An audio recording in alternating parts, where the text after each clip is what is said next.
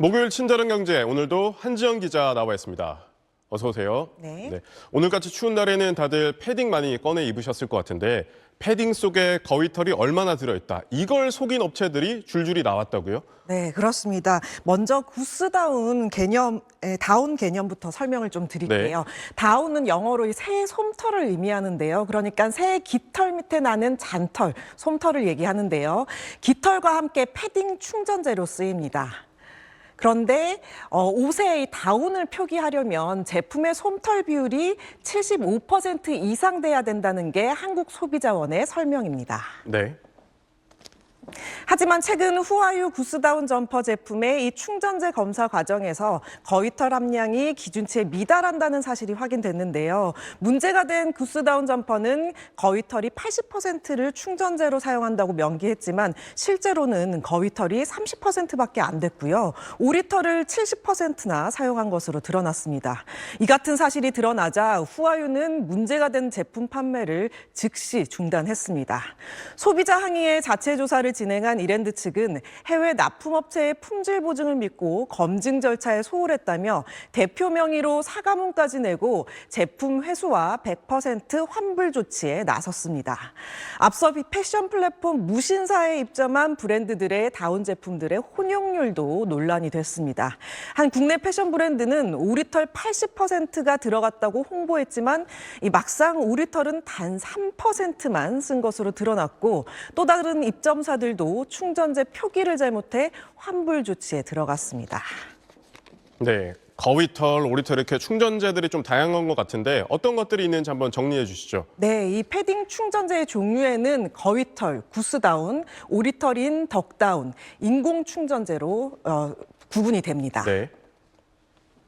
덕다운, 즉 오리의 가슴털인데요. 가슴털은 새의 보온을 유지하죠. 오리의 솜털과 깃털을 사용하고요. 구스다운에 비해 가격이 저렴하면서도 따뜻하고 가벼워서 일상용 패딩에 적합합니다. 구스는 거위니까 이 구스다운은 거위의 가슴털이겠죠. 거위의 솜털과 깃털로 만들어지며 덕다운보다 크기가 크고 보온성이 뛰어납니다. 또한 이 가볍고 보건력이 우수해 프리미엄 패딩에 주로 사용됩니다. 인공 충전재는 폴리에스터 기반으로 동물성 소재를 사용하지 않아서 동물을 패션 소재로 쓰지 말자는 소비자들에게 인기가 있습니다. 방수성과 이 내구성이 뛰어나며 가격도 비교적 저렴합니다. 가격은 이 구스다운 패딩이 더 많은 공기를 가둘 수 있는 필파워, 그러니까 이 보온성과 보건력이 우수하고 또 희소성도 가장 높아서 제일 비싸고요. 그다음으로 덕다운 패딩, 인공 충전재 패딩 순서로 저렴하게 됩니다. 근데 이 팔 때 구스다운 80%라고 속이고 실제로는 이 거위털을 조금 넣고 이 오리털을 잔뜩 속여 넣으면 웬만한 소비자들은 속을 수밖에 없습니다. 네, 근데 말씀하신 것처럼 소비자 입장에선 이걸 패딩을 찢어볼 수도 없는 노릇이고 속기가 쉬울 것 같은데 이 문제를 해결할 수 있는 방법은 없습니까? 네, 이 소비자 신뢰가 떨어질 수 있는 만큼 한 번만 적발돼도 즉각 퇴점하거나 판매 중지 조치를 하는 원 스트라이크 아웃 제도 등 보다 강력한 정책을 도입해야 된다는 목소리가 나오고 있는데요. 한번 들어보시겠습니다. 한 번 발견됐을 때 영업 정지를 2, 3일 시킨다든가 이런 식으로 해서 조금 더 강력하게 제재할 필요가 있고요. 그다음에 이제 플랫폼 입장에서 그 수만 명에 달하는 셀러를 일일이 감시하고 감독하기가 너무나 어렵기 때문에 이제 소비자로 하여금 그 발견했을 때 신고하게끔 신고센터를 운영하는 것이. 최근 이 패딩 충전재 문제가 잇따르자 패션 플랫폼들이 입점 패션사들에 대한 관리를 강화하고 있는데요.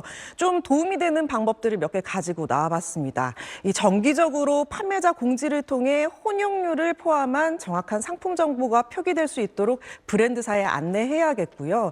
제품에 대해서 무작위로 검사도 필요하겠죠. 상품 정보 표시에 문제가 있을 경우 상품 판매 제한 서비스 이용 중지가 될 수 있다는 약관도 필요한데 이 업체의 경우 이 페널티가 누적돼야만 퇴점 조치가 되더라고요. 원 스트라이크 아웃제가 아니라서 좀 아쉬웠습니다. 의류업체들도 이 품질 관리를 강화하고 나섰는데요. 한 의류업체에서는 다운 제품의 경우 오리털과 거위털의 혼합 비율 검사를 별도로 진행하고 있어서 눈에 띄었습니다. 네, 잘 들었습니다. 경기 불황이 이어지면서 내수 시장엔 찬바람이 쌩쌩 불고 있습니다. 이미 굳게 닫힌 지갑은 이제 열릴 기미조차 보이지 않고 있는데요. 소매 판매 지수를 살펴봤습니다. 백화점이나 대형마트 등 소매점들의 판매 실적을 조사해서 만드는 지수라서 이 사람들이 실제로 얼마나 어떻게 소비했는지 보여주는데요.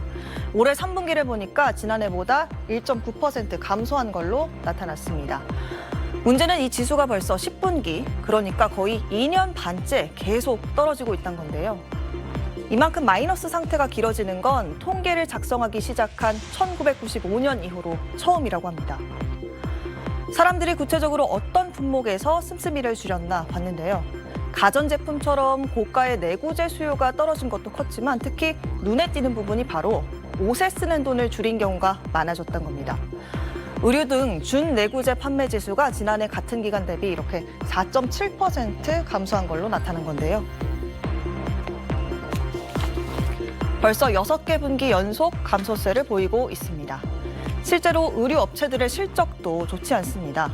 올 3분기 삼성물산 패션 부문의 매출과 영업이익은 지난해보다 각각 5%, 36% 줄었고요.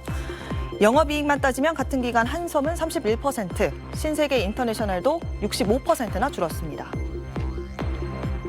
보통 경기가 안 좋아지면 소비자들이 가장 먼저 지갑을 닫는 대표적인 품목 중 하나가 의류라고 하는데요. 내수 경기가 부진한 상황이 역대급으로 길어지고 있는 상황을 고스란히 반영한 결과란 해석이 이어집니다.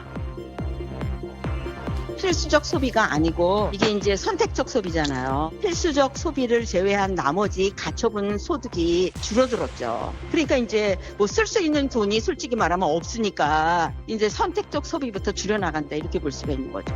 국내의 의류업자들, 의류업체들은 굉장히 고전을 면할 수가 없겠다. 한편 옷 가격이 크게 오른 영향도 있습니다. 의류 물가는 지난해 10월엔 8% 넘게 상승하는 등 오름세를 지속하면서 지난달에도 전년 대비 2.2% 오른 걸로 나타났습니다. 여기에다 이상고온 현상도 의류 소비 감소에 영향을 미친 걸로 보이는데요. 여름이 길어지면서 상대적으로 단가가 높은 가을, 겨울철 외투 소비가 줄어든 측면이 있다는 게 의류업계의 분석입니다.